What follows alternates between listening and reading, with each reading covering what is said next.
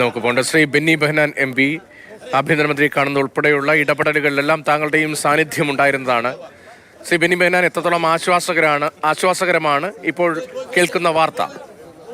കന്യാസ്ത്രീകൾക്ക് ജാമ്യം കിട്ടിയെന്ന വാർത്ത ആശ്വാസകരവും സന്തോഷകരമാണ്. പക്ഷെ അതുകൊണ്ട് ഇതിന്റെ പ്രശ്നം അവസാനിക്കുന്നില്ല. ഈ കന്യാസ്ത്രീകളെ കഴിഞ്ഞ 10 ദിവസമായി ജയിലിൽ കിടക്കേണ്ടി വന്നത് കള്ളക്കേസ് എടുത്തുകൊണ്ടാണ്. ആ കള്ളക്കേസ് പിൻവലിക്കണം. ഞങ്ങളൊക്കെ അവിടെ പോയി അന്വേഷിച്ചതാണ്. ഇത് ആൾക്കൂട്ട വിചാരണ നടത്തിയതാരാ? പോലീസിന്റെ സാന്നിധ്യത്തിൽ ആൾക്കൂട്ട വിചാരണ നടത്തി കന്യാസ്ത്രീകളുടെ പേരിൽ കേസെടുക്കുന്നതിന് വേണ്ടി നിർബന്ധിച്ചതും അതിനുവേണ്ടിയുള്ള എല്ലാ നടപടികളും നടത്തുന്നത് ബജറംഗദളാണ്. ബജറംഗദൾ ഉയർത്തുന്ന ഭീഷണി ഇപ്പോഴും നിലനിൽക്കുകയാണ്. കഴിഞ്ഞ ദിവസം കന്യാസ്ത്രീകളുടെ ജാമ്യാപേക്ഷയായിട്ട് വന്നപ്പോൾ ബജറംഗദളിന്റെ വക്കീൽ അതിനെ എതിർത്തു. എന്ന് മാത്രമല്ല, നമ്മൾ ദിവസവും TV കാണും, നിങ്ങളുടെ TV ഉൾപ്പെടെയുള്ള TVയിൽ ഇതിനെ പ്രതികരിച്ചുകൊണ്ട് ബജറംഗദളിന്റെയും അതുപോലെ തന്നെ ഹിന്ദു പരിഷത്തിന്റെയും ഒക്കെ ആളുകൾ വന്നുകൊണ്ട് പരസ്യമായി ഈ നടപടിയെ ന്യായീകരിക്കുകയാണ് ചെയ്യുന്നത്.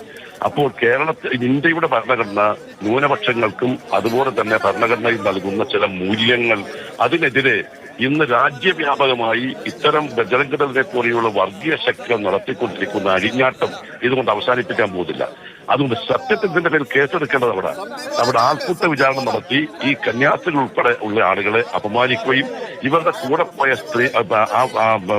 ചെറുപ്പക്കാരികളായ പെൺകുട്ടികളുടെ അവരെ ദേഹപരിശോധന കൂടി നടത്താൻ പോയ ബജറംഗദളിന്റെ കാര്യത്തിൽ ഇനി നിയമപരമായി എന്തെങ്കിലും ഇടപെടലുകൾ ഉണ്ടാകുമോ എന്നത് വളരെ പ്രധാനമാണ്. ഛത്തീസ്ഗഡ് സർക്കാരിന്റെ നിലപാട് മറ്റൊന്നായിരുന്നു. സമ്മർദ്ദങ്ങൾക്കൊടുവിലാണ് ഇപ്പോൾ കന്യാസ്ത്രീകൾക്ക് ജാമ്യം ലഭിക്കാൻ വഴിവെക്കുന്ന തരത്തിൽ അല്പം അയഞ്ഞ നിലപാട് സ്വീകരിച്ചത് നമുക്ക് വ്യക്തം.